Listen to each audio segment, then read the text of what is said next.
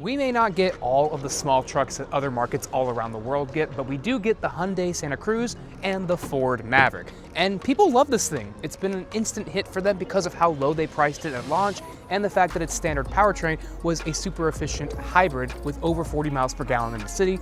And for 2025, the hybrid gets some added appeal, as does the rest of the lineup, but it's not quite the bargain it once was. Under the hood of the Maverick this year, you will find the same two engine choices you had last year, including the awesome base 2.5-liter hybrid system making 191 horsepower through a CVT, or of course the 2-liter turbocharged 4-cylinder EcoBoost engine, which now makes 238 horsepower through an 8-speed automatic, unless you get the Lobo trim, which gets a 7-speed automatic borrowed from the European Ford Focus ST. The big news this year, of course, is the addition of hybrid with all-wheel drive capability. So if you want both, you can get that now. The only problem is you can't get the 42 miles per gallon in the city with the hybrid and that sporty Lobo trim. Even though the all-wheel drive hybrid is also new for this year, we're going to focus mainly on the Lobo right now. We did drive the hybrid earlier, and if you've driven the hybrid Maverick, you'll know it is a really smooth and peppy powertrain around town, but it's not going to be nearly as quick as the Lobo here with all of its sporty intentions and all the upgrades that it gets. And honestly, this thing is kind of like a pocket rocket.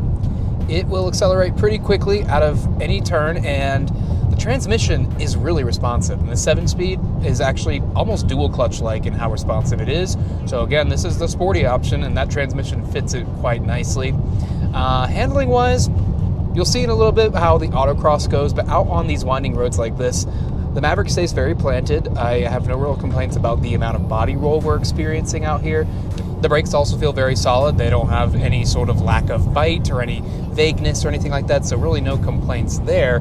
I will note, though, that there is a bit of road noise coming from these wheels. We are on the smoothest pavement right now, but that is the main thing I'm hearing. It's just a lot of the imperfections on the road are coming right through the wheels and the tires into the cabin here. It's certainly not crazy loud in here, but if you want a quieter experience, definitely get the hybrid. Because this also has the torque vectoring dual clutch rear axle on the all-wheel drive system, this will definitely help with the dynamic driving that you'll do out here in places like this where the winding roads really never end and you want to push a little bit harder. And I will say also this interior, though it does have some lower quality materials, what you're looking at and the way they've designed everything, it's actually very visually pleasing, especially with the dashboard over here. There's some geometric sort of shapes going on in the molding of the plastic, some interesting tones and accents, the blue accents here in the air vents. It all looks very pleasing, though I do wish they had offered a brighter interior color other than just black like this with the yellow stitching. Maybe a red or a white, something sporty that's not this dark. But of course, we also have a sunroof on this model, which is nice. This is not a full review of the car, so we haven't had enough time to really do a fuel economy test, but when we were in the hybrid earlier, we were getting around San Diego close to 40 miles per gallon without even trying. So of course, that's the one you want to get if you want that kind of fuel economy, which really, again, is the selling point of the Maverick. You can get that kind of fuel economy in a truck that is still capable with a decent amount of payload and up to 4,000 pounds of towing if you equip it with a proper package. But this one right here, I've had it in sport mode a lot today. We have multiple drive modes, but the sport mode is what I've left it in most of the time because we're on these fun roads. Fuel economy is looking more like 21, 22, so definitely about half of what you'll get in the hybrid, but this is the sporty fun one. This is the fast one, so that makes sense. And the other drive mode we do get in this car is the Lobo drive mode. They do say that that's meant for closed courses off of main public roads like this, but you're probably fine. There's no actual geo-fencing keeping you from turning the feature on a main road like this. One other sound you will hear in this cabin is the turbocharger of the engine. It is pretty pronounced. It's actually quite loud. It's a little bit louder than I think my old Hyundai Veloster N, and that was a hot hatch. This is trying to kind of be the modern hot hatch with a bed in the back. You know, this replaced the Ford Focus here in the US, so it kind of makes sense that we're getting those kinds of noises in here, especially here in the sportiest trim of all.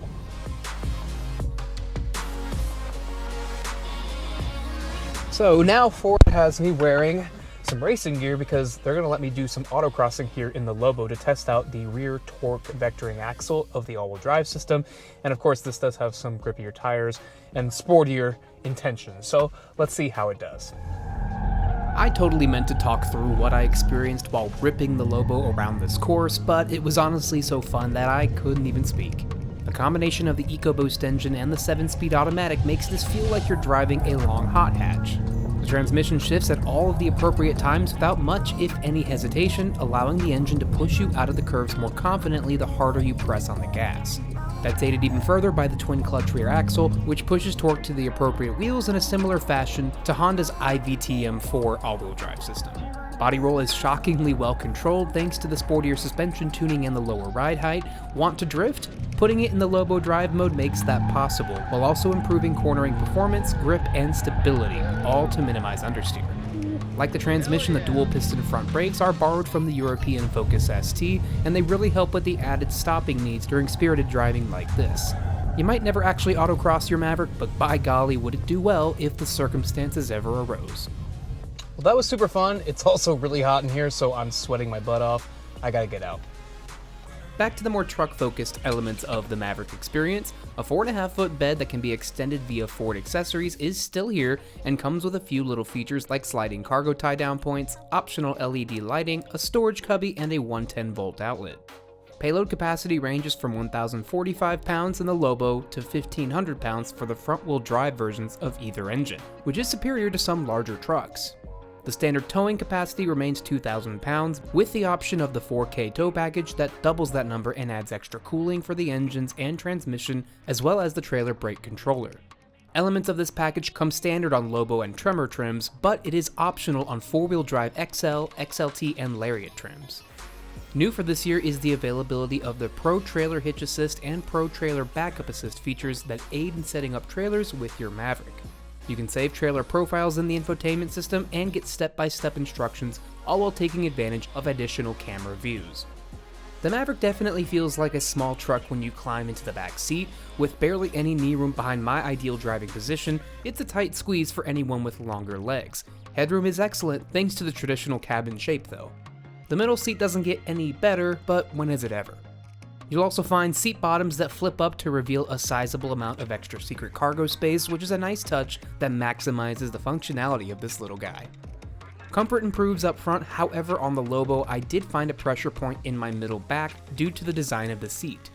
Heated seats are available up here on all trims but the base XL, though cooled seats are not on the options list. The standard size moonroof above your head doesn't impede into headroom and is optional on every trim but the XL, so if you want the fanciest Maverick but no vitamin D, you can do that. Picking up the latest Maverick will cost you a good bit more than it did last year. You'll need to pony up at least $29,285 including destination for the base Maverick XL with the hybrid powertrain and front-wheel drive.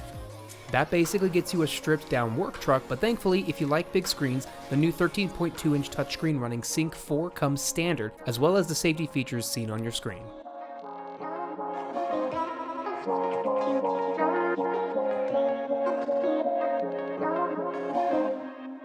Upgrading to the 2-liter EcoBoost Turbo 4-cylinder is free of charge, though Ford forces you to get all-wheel drive with that engine for a $575 fee. Lobo and Tremor trims are EcoBoost with advanced 4-wheel drive only. I know I've been calling that all-wheel drive this entire video, but according to Ford, it is a 4-wheel drive system. Want that feisty Lobo? It's actually not the top of the line Maverick, falling behind the Lariat and Tremor in the price hierarchy. Starting at $37,545 including destination, I think it successfully fills a niche in the truck segment that we haven't seen in a long time in the US, outside of the Toyota Tacoma TRD pre-runner, kind of.